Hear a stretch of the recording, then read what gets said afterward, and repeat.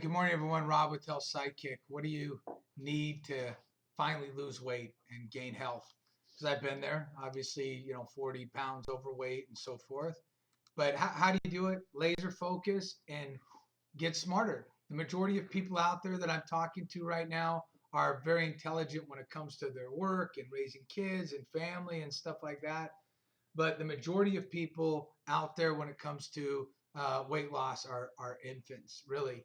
And it's not really their fault. Is that the major sites that they're using are using old, antiquated equations uh, that are just general estimates, and people believe they're the gold standard, and that's a problem. And that's where you get a lot of confusion. For example, all of us have heard Fitbit, and I'm not to pick on Fitbit. They use the same equation as any other site. It's a static equation. But you get people like this that come on and they say, "There's a Fitbit forum. Hey, I'm using the Fitbit and I'm gaining weight." For example, the Fitbit uses what's called the Mifflin equation, which is down here. Let me go to full screen real quick. Again, this is about you getting more intelligent when it comes to weight loss, so that at least you know what's going on. Almost every diet or calculator uses either the Mifflin equation, which is right here, or the Harris-Benedict. They're both very close to the same thing, so it doesn't matter. But what they basically do is they say that my height, I'm a male, am I a male or a female? What's my height? What's my weight? When was I born? Then for every single person that fits that category, they get the exact same amount of food to eat. Doesn't matter anything else, right? It's the exact same equation. And I know what people are thinking. They're saying, well, that's not true with Fitbit because Fitbit then takes how many steps I take and yada, yada, yada. It's the same thing. They still use this basic equation. The only thing that changes is how much activity you're burning. The same equation is faulty in a general estimate. So chances are those numbers are going to be wrong for you. Just like Weight Watchers, just like MyFitnessPal, just like any other diet out there. And it's not, and again, it's about just simply getting smarter. So let's just face those facts. They're wrong. Those sites are general estimates, and so we have to at least come to that clue. We have to understand. We also have to have laser-like focus. How many things do I need attached to my body to try to get me to focus on what's the most important thing? That is what? My weight. And so what's the best way to get what's going on with my weight? Is the scale. That's the most accurate thing, is to get on the scale every day. And that's the one thing the majority of people don't like to do. I'm telling you, get on the scale. Don't worry about day-to-day weigh-ins that much, but focus on one thing.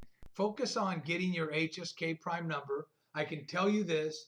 If you just simply do this, if you log in at Health Sidekick, let's say for a 2-week to a 3-week period, you're going to have a more accurate weight loss number. This is the number where you don't gain or lose any weight, basically your maintenance level. What it allows you to do then is it allows you to eat underneath this to lose weight. You have an accurate number. If, for example, I put my data into Fitbit, for example, I'm 46 years old. I'm a male, 5 feet 9 inches tall. As of today, I weighed 171.1 pounds. So 107. So I want to put that in 171.1 pounds. I say I'm lightly active, but let's go ahead and calculate it. I actually do quite a bit. It says I can get 264 calories to maintain my current weight. That's what this says. That's the calculation Fitbit uses. Okay, it's not accurate. It's off. So what would I have to do to make Fitbit right? I would have to manually be able to adjust all that in my head. It's a very difficult thing to be able to do in your head, period, end of story. Chances are majority of people will never do it. Now, that doesn't mean if you're 100 pounds overweight, the majority of these sites will work for people because there's so much margin for error.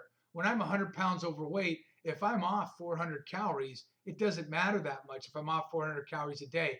But if I'm 200 pounds or 200, or if I'm 20 or 25 pounds overweight, it does matter because I might only be eating at a 100 calorie deficit or a 50 calorie deficit. I mean, that's the easiest way to lose weight, is to eat as close to my HSK prime number as possible because that gives me the most amount of food. So if I eat 1,625 calories, obviously I'm gonna still be losing weight very slowly. But if let's say I wanted to eat 1,530, well, if my number's off 100 calories a day, I'm instead of losing weight, I'm gaining weight. That's what this number does. Why is it better than every other site that's out there? Is a simple fact is it doesn't go off, it doesn't put everybody into, it's not a general estimate. So it doesn't say, hey, for every 5 foot, like all the other sites do, for every 40, I'm actually 45, sorry, but we can recalculate it. You'll see that it doesn't drop, it goes to 2271. It gives me more calories to eat. So if I do 45, every 45-year-old man, 5'9", 171.1 pounds, that says they're lightly active is going to get the exact same amount of calories to eat, regardless of what the foods they eat, the activities they do, and the lifestyle they live. Health Sidekick doesn't do that. Every person that is 5'9" male, 45 years old, that weighs 171.1 pounds will have a different HSK prime number because it goes off of the foods I'm eating, the activities I'm doing, the exercise I'm doing, and it tells me based on that, this is how much food you can eat and lose weight. It's better. It's more accurate. You can believe me or not believe me. If you simply use it, you'll find it to be a fact, not fiction. You'll find it to be a fact that it's a better calculator than any person used. And I'll tell you another problem with these calculators. Let's say, for example, I decide to sign up for their site and I'm using it. And let's say I have a high weigh-in. I want to show you, here's 2271 at 171 pounds. Let's say I actually have a high weigh-in and I weigh 174 pounds for whatever reason one day. My calories actually go up.